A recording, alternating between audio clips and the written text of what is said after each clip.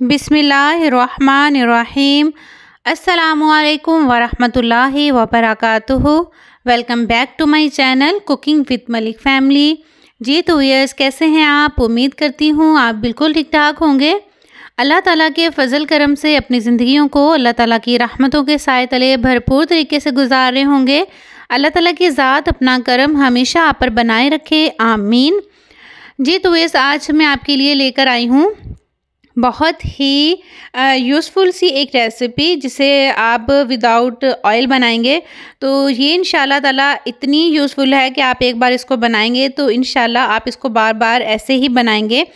तो यहाँ पर मैं आज बना रही हूँ विदाउट ऑयल। प्याज को फ्राई करने का तरीका आपको बताऊँगी इंशाल्लाह, तो आप वीडियो को फुल वॉच कीजिएगा। तो यहाँ पर ना मैंने प्याज ले लिए हैं, उनको धो लिया, छील के अच्छी तरह से आपने वॉश कर लेना है। कोशिश कीजिए कि आप कटिंग करने से पहले इनको अच्छे से वॉश कर लें, क्योंकि हमारा मेन मकसद यहाँ पर फ्राई करने से पहले इनकी नमी को ख़त्म करना है। तो बस इनकी कटिंग कीजिएगा।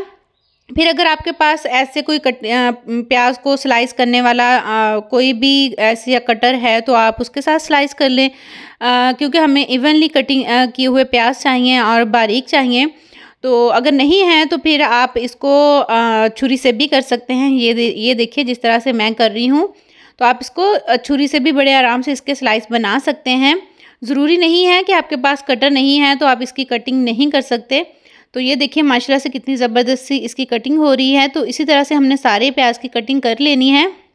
और ये जो प्याज के अंदर आपको ग्रीन पार्ट नज़र आ रहा है ना, तो इसको हमने निकाल देना है।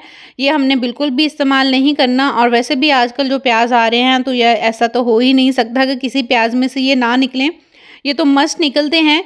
तो आपने बस इनको निकाल देना है। और हम प्याज जो पार्ट है प्याज का वो हमें चाहिए।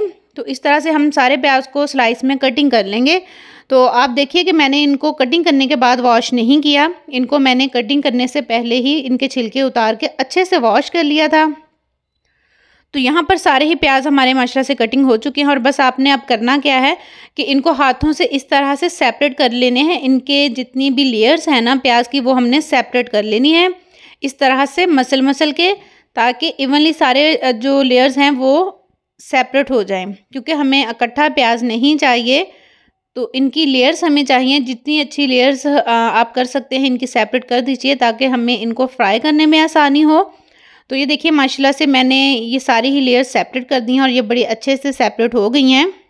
तो ये देखिए अब हमने क्या करना है, एक टिश्यू पेपर ले लें। आप कोई भी टिश्यू पेपर ले सकते हैं, पार्टी टिश्यू पेपर ले लें या फिर टॉवल टिश्यू है आपके पास वो ले लें।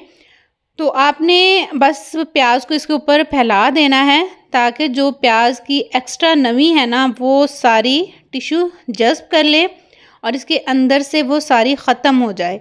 तो इस तरह से बस फैलाते हुए आपने इनको टिश्यू पेपर के ऊपर डाल देना है। तो ये देखिए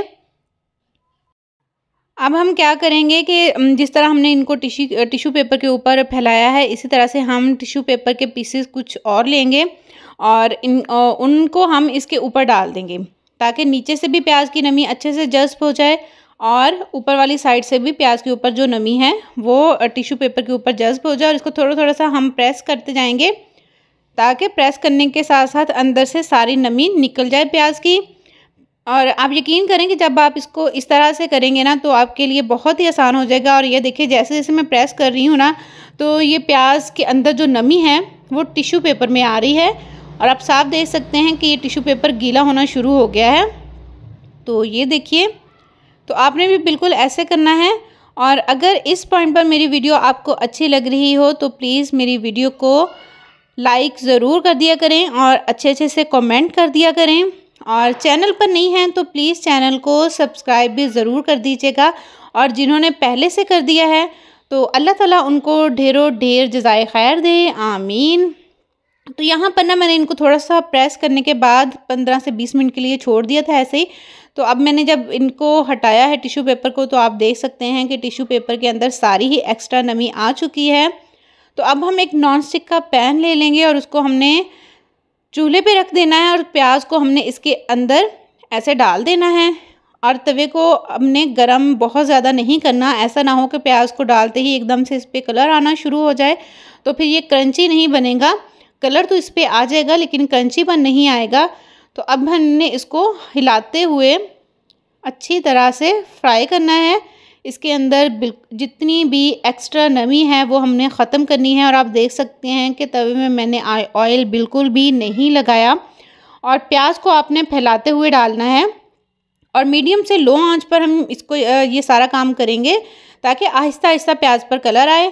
तो आप देख सकते हैं कि पहले प्याज पिंकू पिंकू सा हुआ था और अब ये देखिए कि माशाल्लाह से इस पर ब्राउन कलर आना शुरू हो चुका है और ये माशाल्लाह से बहुत ही ज़बरदस्त सा गोल्डन कलर इस पर आ चुका है। लेकिन अभी ये थोड़ा सा सॉफ्ट है तो इसलिए अभी हम इसको और क्रंची करेंगे। तो ये देखिए माशाल्लाह से प्याज बिल्कुल रेडी हो चुका है। ये अभी मैंने हाफ़ किया है क्योंकि हमने एकदम से ही सारा प्याज नहीं डालना तवे पर, थोड़ा थोड़ा करके डालेंगे। और ये देखिए दूसरे स्टेप में मैं कर रही हूँ जो बाकी प्याज बचा था। बस इसको ये है कि आपने अच्छे से हिलाते हुए आपने इसको पकाना है। तो ये देखिए माशाल्लाह से प्याज हमारा रेडी हो चुका है। रेडी करने के बाद आपने अगेन इसको टिश्यू पेपर पर डाल देना है ताकि अगर कोई कमी रह गई है नमी में तो वो इंशाल्लाह ख़त्म हो जाएगी। और थोड़ा सा इसको फैलाने के बाद ये होगा कि ये बहुत अच्छे से क्रंची हो जाएगा। और इसको आपने ऊपर से कवर नहीं करना, ऊपर से हवा लगने देनी है, ऊपर टिश्यू नहीं रखना। तो ये देखिए माशाल्लाह से माशाल्लाह अल्हम्दुलिल्लाह हमारा प्याज बनके विदाउट ऑयल बिल्कुल रेडी है।